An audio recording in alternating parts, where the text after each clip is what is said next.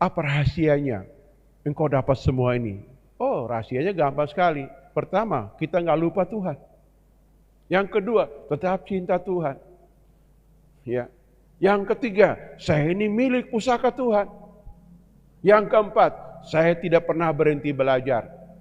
Dari Tuhan, dari manusia, dari siapa saja. Saya tidak pernah berhenti belajar. Dan yang kelima, saya tidak pernah berhenti untuk berkarya. Untuk kemuliaan nama Tuhan.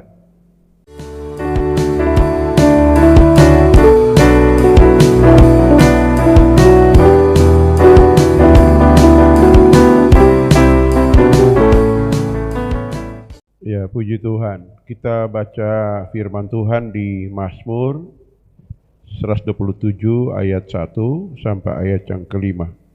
Nyanyian Siara Salomo, jikalau bukan Tuhan yang membangun rumah, sia-sialah usaha orang yang membangunnya. Jikalau bukan Tuhan yang mengawal kota, sia-sialah pengawal yang berjaga-jaga.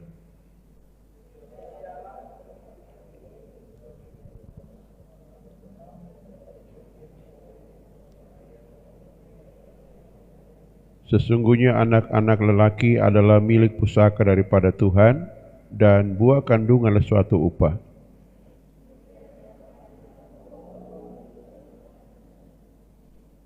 Berbahagialah orang telah membuat menjadi penuh tabung panahnya dengan semuanya itu. Ia tidak akan mendapat malu apabila ia berbicara dengan musuh-musuh di pintu gerbang. Amin. Silakan duduk. Ya, puji Tuhan. Di malam ini kita dengar firman tentang menjadi orang yang unggul di atas rata-rata yang lain. Ini nyanyian Siara Salomo. Salomo ini seorang raja besar yang hidup di zaman sesudah Raja Daud ayahnya. Ya, dia menjadi raja sangat muda usianya, seperti umur adik-adik di sini ya, sangat muda. Dan dia menulis firman dikutip dan dimasuk dalam kitab Mazmur. Jadi kitab Mazmur ini ditulis beberapa orang, Daud, ada Gad, ada Salomo, ada Musa, ya. Jadi dikutip nyanyian Musa masuk semua, jadi dari satu buku yang 150 pasal. Nah, khusus pasal ini kita melihat tentang bagaimana orang unggul, ya, orang unggul diawali dengan pertama dia tidak lupa Tuhan. Okay. Jadi kalau mau jadi unggul, jangan pernah lupa Tuhan. Kita lihat ayat 1. Jikalau bukan Tuhan membangun rumah, sia-sia usaha orang membangunnya. Dan jika bukan Tuhan mengawal kota, sia-sia pengawal yang berjaga-jaga. Nah, kalimat ini mengajar bahwa kita nggak boleh lupa Tuhan. Betul nggak? Nggak boleh lupa Tuhan. Apalagi anak muda. Ya, anak muda itu punya potensi besar. Nanti kita akan lihat ya, menjadi orang unggul itu dari usia muda selalu ingat, selalu cinta Tuhan, selalu merindukan Tuhan lebih dari apapun. Itu nggak rugi ya, nggak rugi. Orang boleh bangga dia punya pengetahuan, dia punya ini itu, punya warisan, punya orang tua, itu hanya sementara saja. Tetapi orang yang cinta Tuhan, itu luar biasa hidupnya. Betul nggak? Luar biasa, ya. Luar biasa seperti apa? Segala perkara dia dapat atasi karena dia sangat cinta Tuhan. Dia mudah sekali menyembah Tuhan, mudah sekali merenungkan firman, mudah sekali menerima hikmat dari Tuhan, dan mudah sekali mendapat namanya sukses. Sukses ini dua hal di sini. Yang pertama adalah membangun, yang kedua mengawal. Salomo ini mendapat mandat dari Tuhan bahwa dia akan membangun bait Allah. Ya, dan itu nggak tanggung-tanggung. Di zaman purbakala nggak ada mesin, nggak ada apa-apa, semua serba manual. Jadi itu bait Allah. Mengapa? Karena Tuhan selalu menyertai Salomo ini. Apa ciri orang yang tidak pernah lupa Tuhan? Dia selalu punya waktu untuk menyembah Tuhan. Salomo ini kalau kita baca riwayatnya, setelah dia diurapi menjadi raja dan ayahnya sudah meninggal, lalu dia buat suatu ibadah yang waktunya panjang sekali. dari pagi sampai petang. Dan ribuan ekor sapi domba dipotong menjadi korban persembahan. Dulu nggak ada zaman namanya menyembah dalam roh dan kebenaran, nggak ada. Ya, semua ibadah itu mempersembahkan korban. Sewaktu api membakar korban, mereka menyembah. Dan Salomo ini berlutut di atas mimbar, di atas panggung atau mimbar tembaga. Dia buat mimbar tembaga, dia berlutut menyembah, berdoa kepada Tuhan. Dengan inti doa adalah, Tuhan, Engkau yang memilih aku, dan Engkau telah melakukan kebaikan kepada ayahku Daud. Sekarang lawatlah kami dan berikan kepadaku hikmat dan pengertian. Dan Tuhan memberikan kepada Salomo yang muda ini hikmat dan pengertian. Dia itu bawaannya penakut, Salomo ini. Kalau baca di dalam riwayatnya. Penakut, minder. Dia segan pada ayahnya. Ada anak-anak begitu, minta apa-apa dari mamanya, bukan bapaknya. Takut bapaknya, saudara. Ya, nah gitu. Makanya waktu dia jadi raja, mamanya yang minta kepada bapaknya, ya Tuhan Raja, urapi dong Salomo jadi raja. Maka bapaknya berkata, Salomo sini, engkau jadi seperti laki-laki, nggak boleh penakut, pemberani ngana, gitu. Jadi bawaan Salomo ini agak takut, penakut sudah. Salomo ini dia tidak begitu berani, tetapi waktu dia menemukan bagaimana dia bisa ingat Tuhan, itu karena diajar oleh ayahnya tentang hikmat, tentang mengandalkan Tuhan, dan diberi peringatan. Engkau jadi seperti laki-laki, begitu. Ya, jadi bagaimana kalau kita anak cewek jadi laki-laki enggak? Anak cewek juga punya prinsip. Apa tuh kelebihan laki-laki yang diberintah? Keberanian. Ya, Tuhan memberikan kepada kita bukan roh ketakutan, tapi roh keberanian. Dan saya percaya orang semua punya keberanian, anak muda toh, betul nggak? Ya, ini, nah itu yang pertama ya. Jadi pertama jangan lupa Tuhan. Nah, lupa Tuhan dalam bidang apa? Waktu orang berhasil nggak boleh lupa Tuhan. Waktu sukses nggak boleh lupa Tuhan. Itu yang pertama ya. Yang kedua adalah menjadi orang yang sangat mencintai Tuhan. Di ayat yang kedua, ya perhatikan. Sia-sia kamu bangun pagi-pagi dan duduk sampai jauh malam dan makan roti yang diperoleh dengan susah payah, sebab ia memberikan kepada yang dicintainya pada waktu tidur. Nah gitu. Pertama tadi nggak boleh lupa Tuhan, yang kedua mesti cinta Tuhan lebih dari apapun. Ya toh. Sebab anak muda kalau nggak cinta Tuhan repot ya, repot. Nanti cinta monyet, cinta yang lain gitu. Ya kalau cinta Tuhan, wah hebat tuh, semangat berapi-api. Ya, saya berharap di tempat ini anak muda di sini selalu cinta Tuhan. Ya, toh supaya kita di tim yang luar biasa, pemberani, pahlawan iman. Ya, pahlawan iman. Jangan sampai kita tidak cinta Tuhan, ogah-ogahan, ngambek-ngambek, gitu. Lihat tuh, orang cinta Tuhan, Tuhan jamin. Tidur aja Tuhan kasih roti, apalagi bekerja. Betul nggak? Ya, kita kalau bekerja Tuhan berikan roti, apalagi ya ini tidur nih orang cinta Tuhan. Nah Salomo ini punya bapak nama Daud. Waktu dia diurapi jadi raja, dikejar-kejar oleh Saul. Mengapa? Karena Daud ini dia harus jadi raja. Orang jadi raja tidak mengandalkan hanya kemampuan. Daud punya keterampilan awal, pertama pemberani, yang kedua tahu main musik, saudara. Nah, jadi raja bukan dua hal itu saja. Dia mesti punya kelembutan hati, kesabaran, ya, bijak, nah gitu. Jadi masalah karakter Daud belum punya, nah gitu. Keterampilan main musik, setan lari, saudara, ya, main musiknya. Dia baru main kecapi, setan sudah bubar dari pikiran Raja Saul, nah gitu. Jadi kalau kita lihat di sini bahwa tatkala kita belajar mengerti seperti ini, wah, nah lalu waktu dia jadi raja diurapi, ya Tuhan menggerakkan, perhatikan segala sesuatu terjadi itu atas izin Tuhan, betul nggak? Ya izin Tuhan, ya Tuhan gerakan bapak mantunya mengejar-kejar dia, pakai tombak dia tikam gitu, sekali tikam. Daud lari tinggalkan istana, padahal dia itu sebelum jadi raja, Dia tinggal di istana. Tugasnya dua di istana. Yang pertama main musik supaya raja ini sehat. Yang kedua bawa senjata raja untuk perang. Jadi raja di mana dia pergi, Raja Saul pergi, Daud yang bawa senjatanya Raja Saul untuk perang. Nah, tugas buat. Nah, gitu. Jadi kalau mau jadi orang hebat itu namanya magang dulu. Mau jadi pendeta hebat mesti magang. Tinggal sama pendeta. Enggak langsung jadi pendeta besar, enggak bisa. Ya, tuh lihat Elia dan Elisa toh. Elisa tuh magang. Di Elia. Kemana Elia pergi? Elisa ikut. Yesua kenapa jadi pemimpin besar? Yesua magang gitu. Ya kerjasama Musa.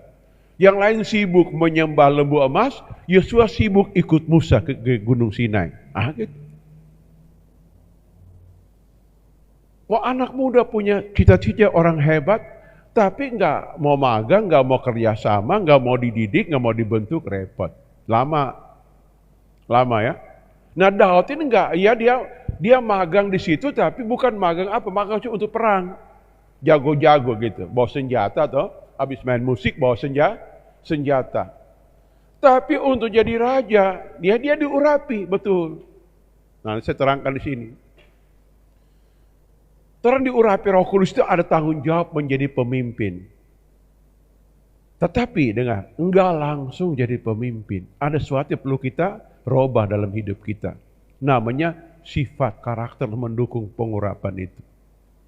Contoh ya, Yakub merindukan urapan berkat kesulungan.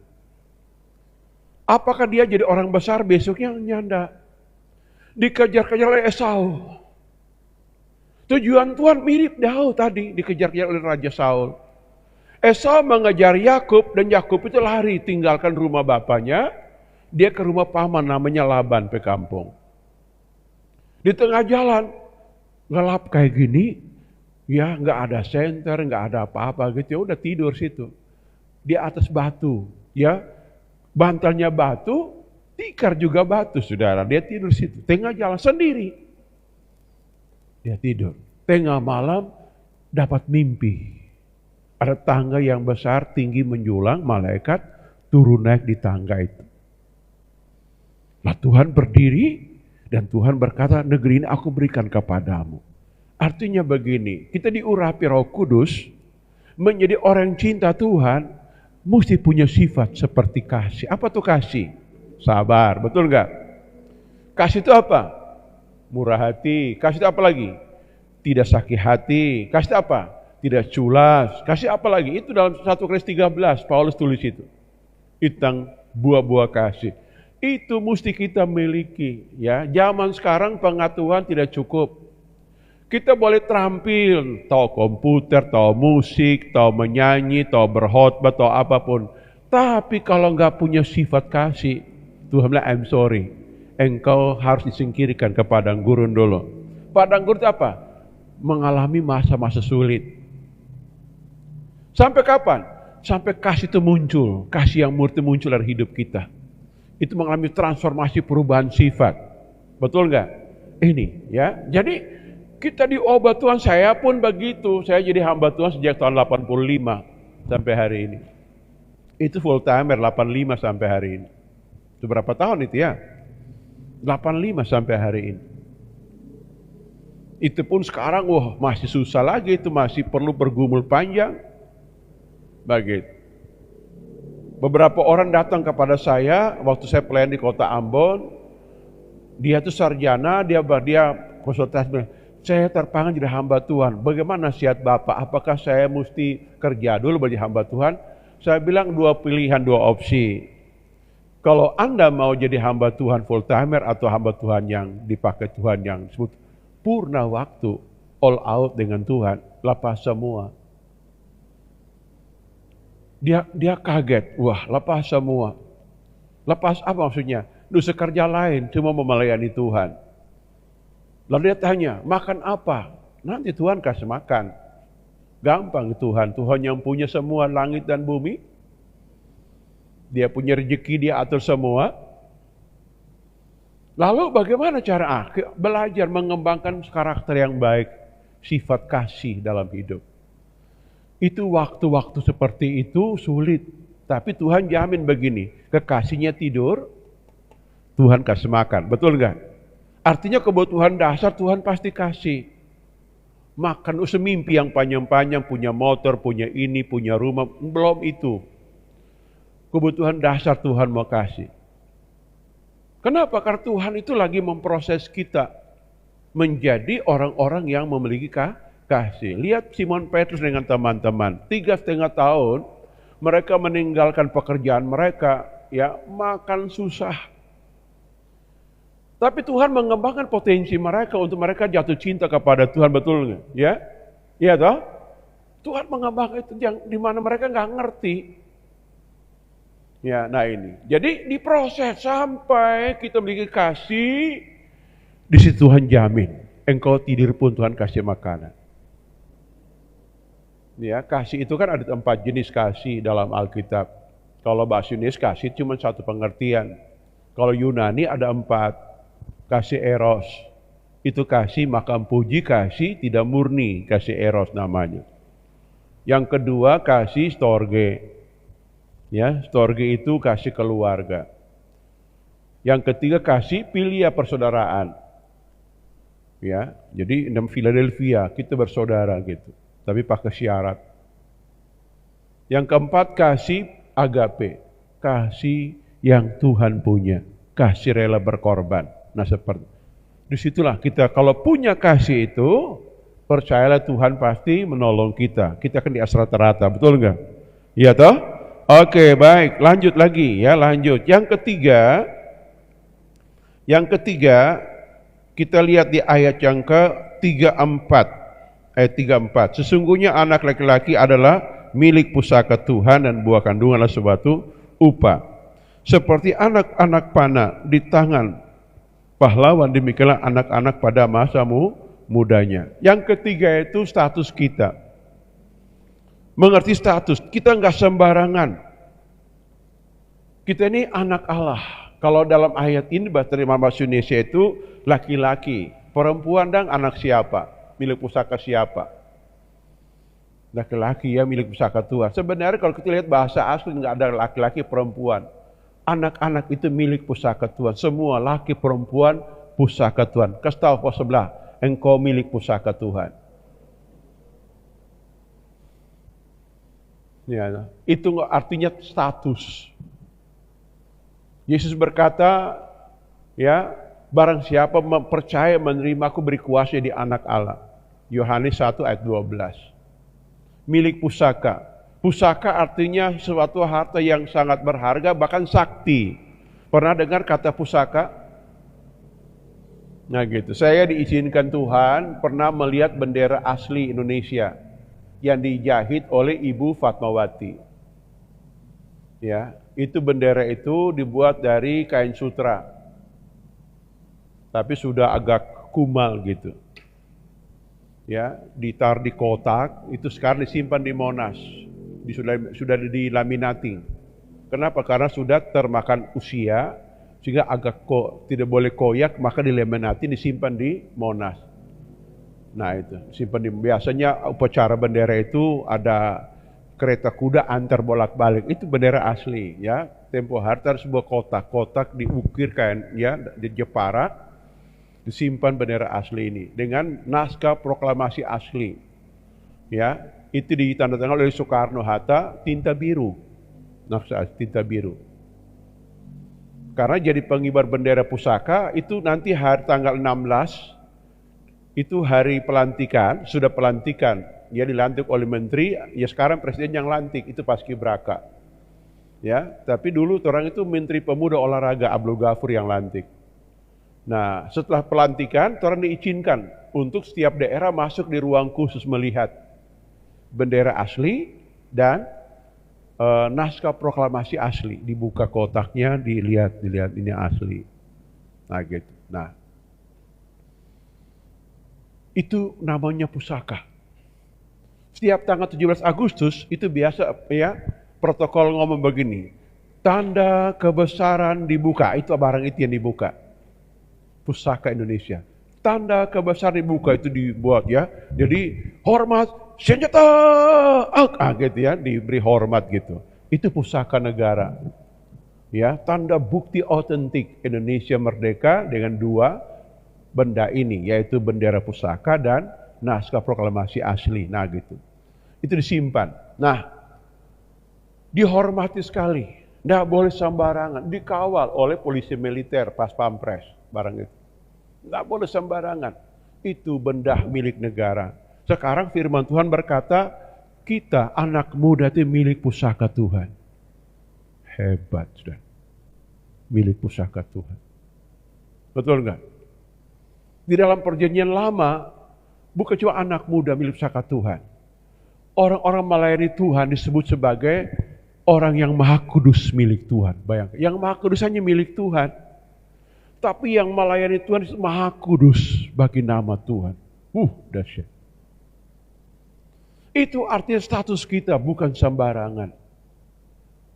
Apalagi memutuskan melayani Tuhan purna waktu. Hebat. Kelihatannya orang anggap remeh, ya toh. Tetapi karya kita mulia di pemandangan Tuhan. Hamba Tuhan didetik dengan keset di muka pintu masuk sana.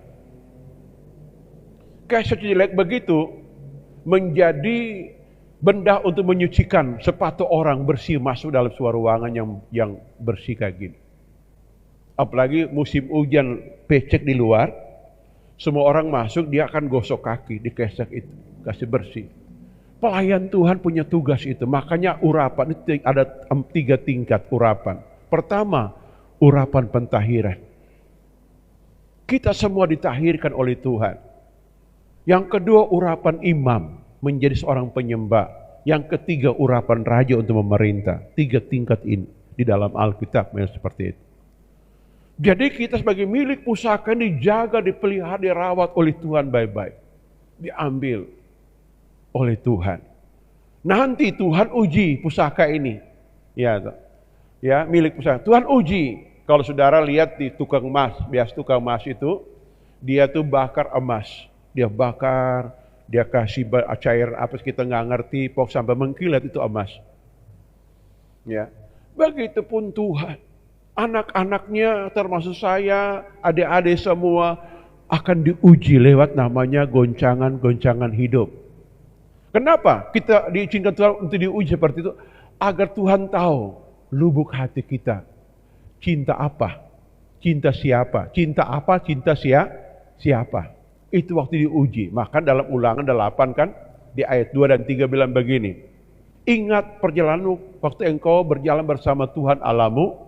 Dia mencoba engkau biar engkau lapar, agar dia tahu apa di hatimu, apakah engkau mengasihi Tuhan atau tidak. Jadi ngomong tentang cinta dan pusaka ini dia akan uji kita dari waktu ke waktu. Uji apa? Kurang uang, itu ujian saudara. Apalagi sakit, apalagi difitnah orang, itu ujian. Enggak dihargai orang, itu ujian. Bahkan dipuji orang, itu pun ujian. Maka dipuji jangan terbang, iya toh? Nah, dihina jangan tengkurap, bersyukur saja kepada Tuhan. Betul tidak?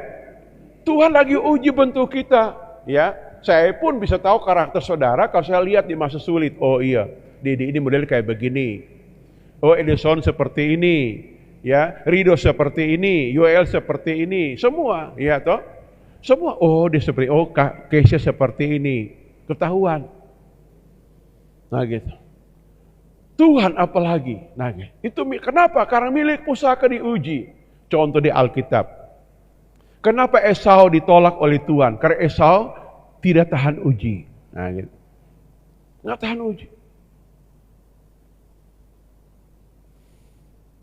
Maka dia datang mau minta diberkati, berkat sudah nggak ada. Walaupun dia nangis lagi, air mata darah dia curahkan, nggak ada berkat. Karena dia tidak tahan uji. Nah ini rentetannya. Jadi orang di rata-rata itu yang pertama tadi dia tidak boleh lupa Tuhan, yang kedua dia cinta Tuhan, yang ketiga dia sadari statusnya. Saya ini milik pusaka Tuhan. Walaupun sejarah hidup saya kelam, kotor, no problem.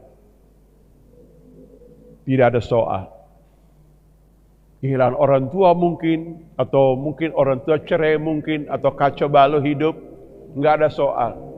Kalau kita bisa diselamatkan jadi anak Tuhan, lahir baru, itu namanya Tuhan punya pilihan.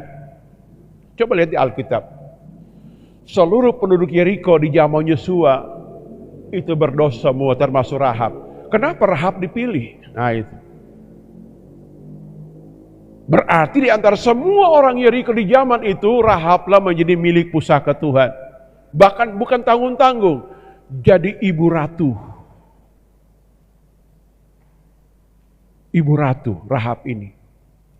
Ya. Punya anak, cucu, itu Raja Daud. Turun ke Salomo, itu Rahab. Bayangkan, berarti kita ada kabar baik. Jangan hidup lama menolak engkau atau memisahkan kita dengan Tuhan. Betul enggak? Masing-masing punya urusan. Tapi kalau kita ketemu dengan Tuhan, anugerah Tuhan melimpah. Bisa mengerti ini? Kenapa? Karena Tuhan tahu milik pusaka. Kadang-kadang nangis. Ya, saya selalu lihat Edison menangis. Jadi saya jarang melihat dia menangis. Edison seringkali menangis. Tapi nggak apa-apa. Mungkin tadi baru donor darah ya, ini dia. Lalu kemarin. Nah, jadi ya, nangis. Kenapa nangis? Memang hidup lamanya kacau balau Edison ini, saudara. Ya, kacau balau. Tapi sekarang utama pasung dia. Mendapat anugerah di mata Tuhan. Diproses. Mengapa? Edison nggak bisa lari kemana-mana. Mau lari Tuhan dusu. Karena Tuhan tahu dia ini milik pusaka Tuhan. Itu contohnya, atau betul nggak? Begitu pun adik-adik yang lain. Ya, so kenal Tuhan begini, bye-bye hidup kudus sampai usia lanjut. Nggak rugi hidup kudus sampai usia lanjut, diberkati Tuhan turun-temurun. Nah ini, oke, lanjut, kita lanjut. Itu yang ketiga ya, yang ketiga milik pusaka. Yang keempat, ya dibuat menjadi anak panah yang tajam. Nah, ketajaman kita ada 3 jenis ketajaman. Ketajaman pertama, ketajaman batin kita. Kita harus mengejar harta sorgawi, harta batinia, baik berupa karakter maupun berupa kemuliaan kuasa yang Tuhan berikan kepada kita. Nah, kita kejar itu. Dengan cara bagaimana? Cuma 2 cara kita lakukan. Belajar dan menyembah Tuhan. Kejar di dalam batin kita. Ya, sampai kita menjadi orang termulia, tajam dalam batin. Punya kasih tadi, punya sifat baik, ya, dan punya sifat ketajaman dalam hikmat marifat ilahi. Betul enggak? Kalau kita nggak punya itu, jangan marah kepada dukun lebih sakti dari kita. Sebenarnya kita ini anak Tuhan lebih sakti dari dukun. Kenapa? Karena orang punya hikmat Allah, orang punya hikmat setan. Mana unggul hikmat setan, hikmat Allah? Hikmat Allah lebih unggul daripada hikmat dunia. Betul nggak? Ini perlu anak-anak muda tahu ini. Kejar itu. Jangan punya waktu habiskan cuma main HP sepanjang waktu. Walaupun itu juga penting untuk kita cari informasi dunia. Tapi bahwa ada waktu, ada jam tertentu yang kau bisa mencari hadirat Tuhan. Supaya batin kita semakin terisi di dalamnya. Kalau batin kita kosong, mudah sekali kita rapuh. Nggak punya kekuatan apa-apa. Mudah tersinggung lah, kurang sabar lah, macam-macam muncul. Ya, mudah on lah. Bego lah, macam-macam muncul, saudara. Enggak punya hikmat di dalam. Itu pertama. Yang kedua, ketajaman yang kedua adalah ketajaman jiwa kita. Ini ngomong tentang pengetahuan umum. Anak muda di abad modern, ya disebut abad pasca modern ini sudah pasca modern. Bukan modern, sudah pasca modern. Ya, teknologi sekarang. Kita mesti kejar banyak ilmu di dalamnya. Karena Tuhan menciptakan kita punya jiwa. Jiwa itu ada intelek atau rasional. Punya perasaan dan punya kehendak. Kita pertajam. Yusuf 13 tahun dia mempertajam itu. Karena dari usia anak-anak, dia sudah dapat mimpi. Saya jadi orang besar nih, impian saya. Dia sudah dapat mimpi, matahari, bulan, bintang tunduk kepadanya. Itu dia sudah dapat mimpi. Sejak usia, mungkin masih PAUD dia di rumah bapaknya. Dia punya mimpi lagi, semua gandum tunduk kepadanya. Dia punya gandum berdiri. Nah, dalam usia 17 sampai 31 tahun diproses Tuhan tanpa dia sadar. Disitulah batinnya dicantik. Dia bisa sabar, dia bisa mengampuni, dia bisa mengasihi, dia bisa bijak, begitu. Dan 17 tahun sampai 31 tahun diangkat Tuhan jadi seorang raja di tanah orang. Yang mustahil itu terjadi. Tapi kalau Tuhan punya cara, tidak seorang pun yang bisa mengerti cara Tuhan.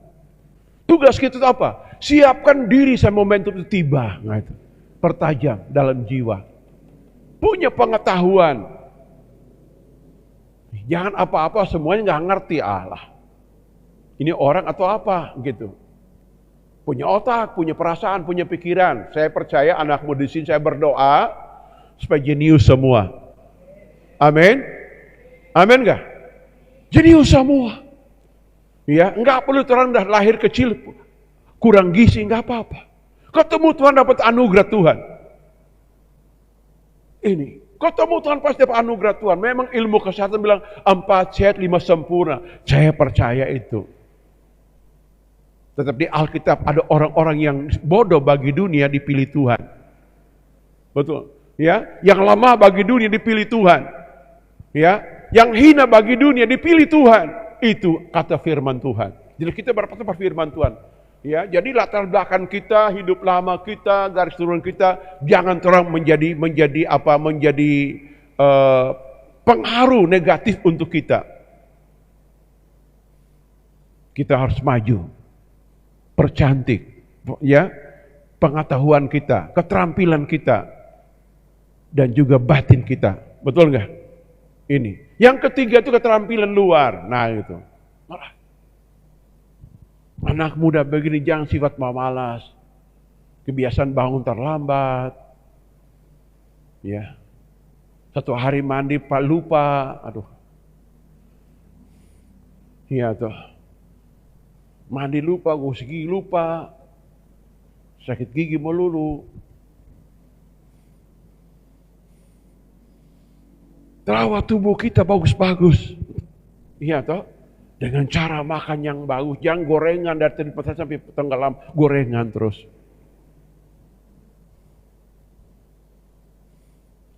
Ya, kalau gemuk gampang kasih kurus. Puasa Daniel aja. Makan sayur dan buah saja. Selama 2-3 minggu umpamanya. Langsung atletis. Kovitis di 2 saudara lapangan. Ya, fitis 2 saudara tapi makan gorengan tetap dia pompa naik balon gas itu.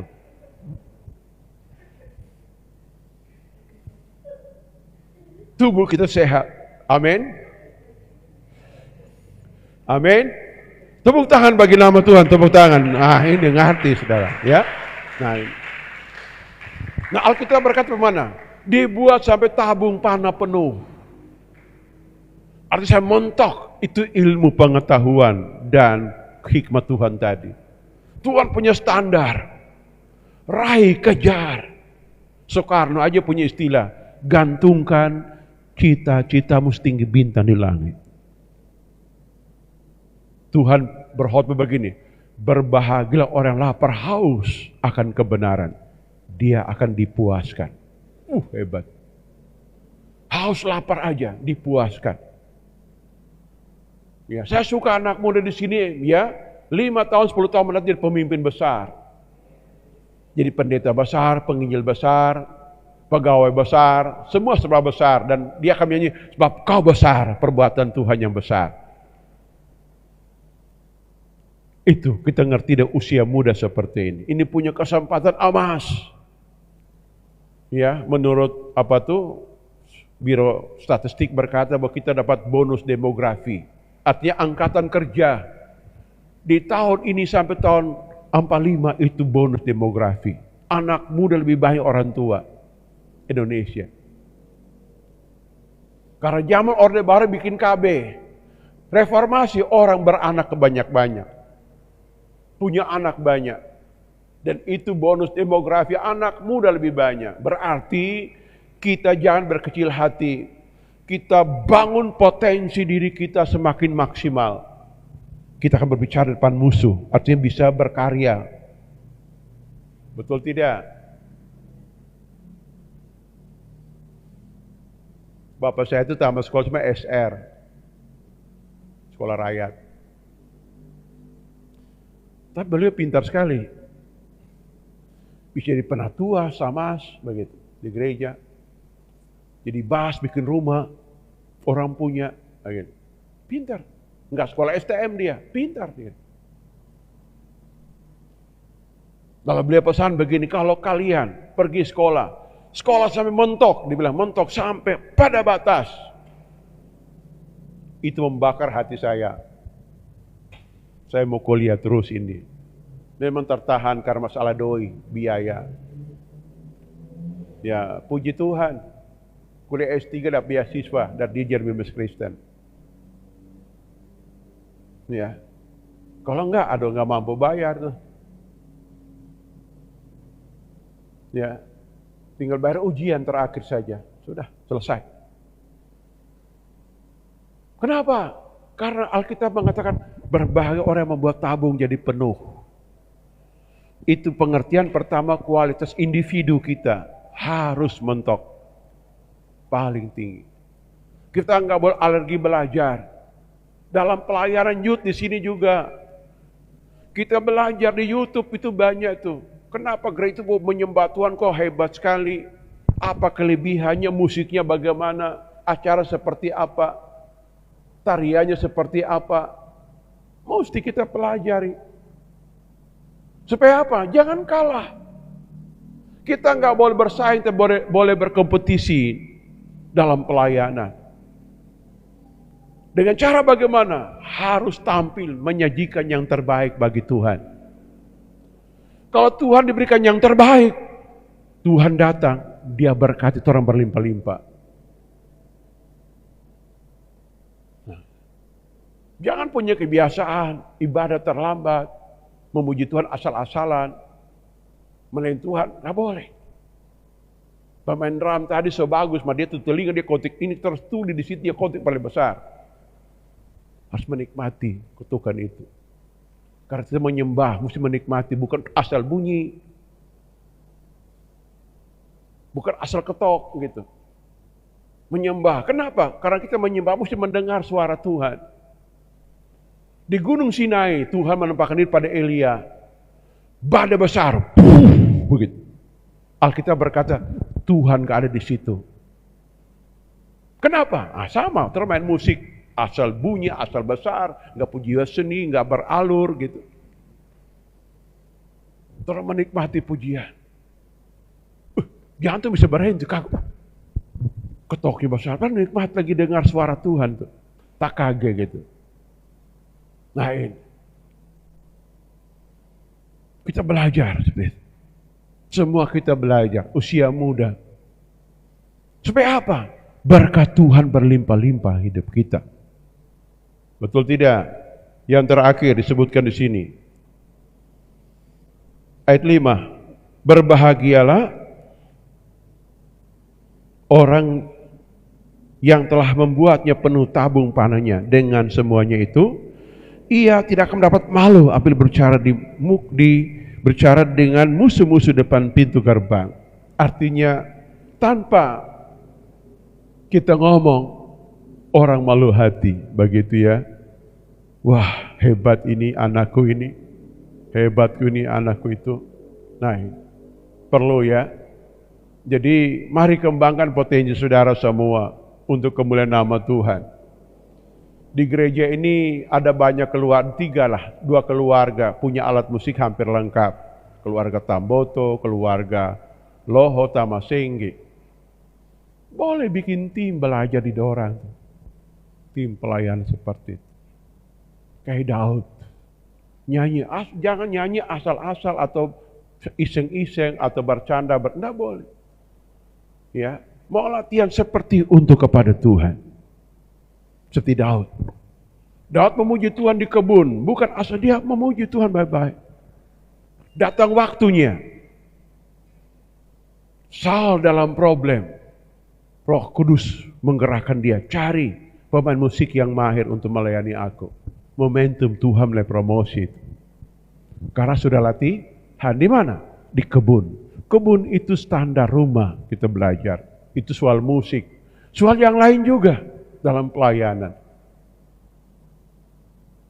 Karena saya tidak berusaha untuk buat engkau jadi pengikut, jadi pemimpin ke depan.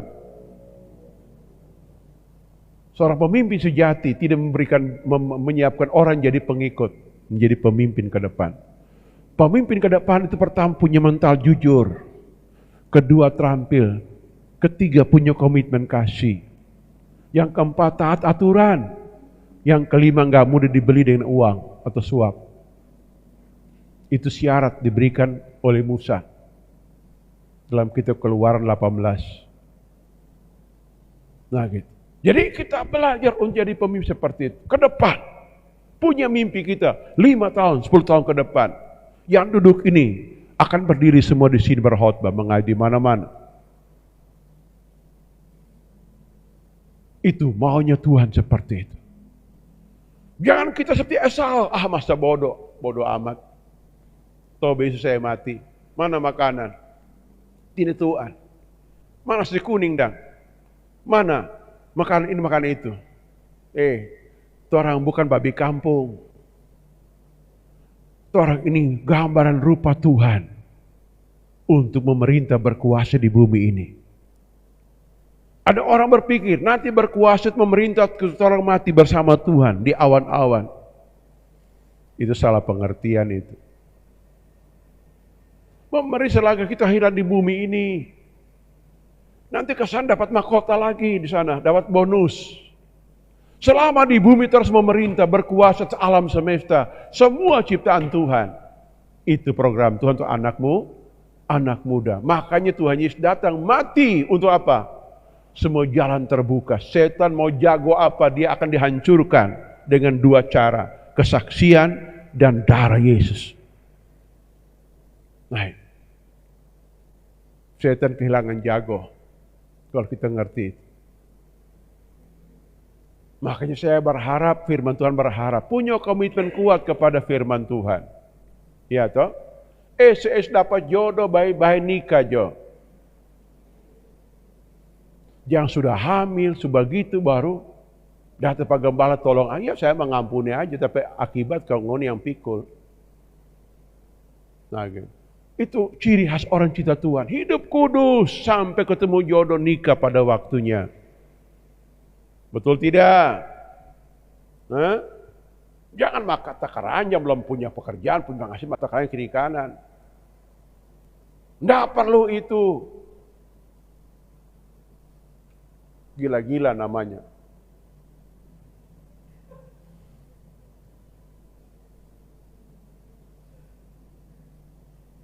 Itu kan disebut kuno. Apaan kuno? Enggak begitu. Melayani Tuhan tuh kita tidak sekedar hanya tahu berkhotbah, tahu menyembah, tahu memuji. Tidak. Jadi teladan. Apa yang kita ngomong kita mesti lakukan itu. Itu teladan hidup. Nah kita lakukan itu. Melakukan firman. Jangan jadi orang yang menikmati suasana orang lain. Lah boleh. Saya jadi teladan, mau jadi pelaku firman. Yang begitu, yang bagus. Tahan uji. Orang mau menyakiti, kita ampuni ngana. Itu melakukan firman, betul enggak? Orang menghina, aku mengasihi kamu. Itu melakukan firman. Tapi enggak melakukan firman Tuhan. Orang hina, mau apa ngana? Belum tahu apa kita bawa sepeda dulu. Oh, itu melakukan firman atau bukan? Ada yang begitu di sini, ada nggak? Mesti bertobat baik-baik. Kita mengasihi pangan aja. Kita ampuni pangan. Melakukan firman sekali. Orang begitu bukan kalah. Punya moral standar tertinggi. Orang mau pukul. Silakan pukul, mari kopi. Mau muka belakang. nggak apa-apa, silakan. Itu bukan lemah, dengar Bapak, itu bukan lemah. Orang dunia dia bangga ototnya besar kayak roti goreng. Tapi orang surga bangga punya kesabaran yang tinggi, punya penguasaan diri yang luar biasa. Itu orang sorgawi. Betul tidak? Ini terang kejar. Percayalah, saya berdoa 100% di sini punya sifat seperti Tuhan. Enggak disebut kuno, lemah, tidak. Apalagi disebut idiot, tidak juga. Hatimu mulia untuk kerajaan surga. Saudara akan menjadi pemimpin besar di masa datang. Biar Tuhan kunci bumi ini, kekalahan untuk bangsa-bangsa. Dengar, kemuliaan Tuhan terbit atasmu. Hikmat Tuhan ada atasmu. Engkau akan menjadi agen transformasi bumi. Merubah di mana-mana. Mau dia gereja, mau dia perusahaan, engkau jadi agen perubahan. Mau seperti itu? Tuhan cari pemuda-pemudi seperti itu. Tentu tidak. Ini yang saya pesankan kepada kita hari ini. Kesimpulannya begini. Jangan lupa Tuhan. Kalau engkau sudah sukses. Itu ayat 1. Yang kedua, cinta Tuhan habis-habisan. Mau tidur, mau bangun, tetap cinta Tuhan. Bilang, saya mau tidur, mau bangun, tetap cinta Tuhan. Ketiga, statusmu pusaka Tuhan. Milik pusaka Tuhan. Yang keempat, pertajam kemampuan potensimu. Itu akan menghasilkan uang dan harta di masa datang. Potensimu, kemampuanmu yang Tuhan berikan. Suplai orang tua terbatas. Tatkala kita masuk usia kedewasaan, potensimu lah yang menghasilkan doi. Dan engkau pandai mengatur. Itu yang Tuhan taruh dalam diri kita. Hebat ini, tidak Tuhan itu. Ya toh? Tuh. Sehingga disebutkan, orang tidak akan malu, tetapi bersuka cita dan berkata begini, mari bersiar ke rumah kita nih. Dalam hati, taruh kira akang. Lihat tuh, sofa di sana, motor di sini, auto di situ. Harta banyak melimpah. Taruh kira akang. Orang bertanya, apa rahasianya? Engkau dapat semua ini. Oh, rahasianya gampang sekali. Pertama, kita nggak lupa Tuhan. Yang kedua, tetap cinta Tuhan. Ya. Yang ketiga, saya ini milik pusaka Tuhan. Yang keempat, saya tidak pernah berhenti belajar. Dari Tuhan, dari manusia, dari siapa saja. Saya tidak pernah berhenti belajar. Dan yang kelima, saya tidak pernah berhenti untuk berkarya. Untuk kemuliaan nama Tuhan.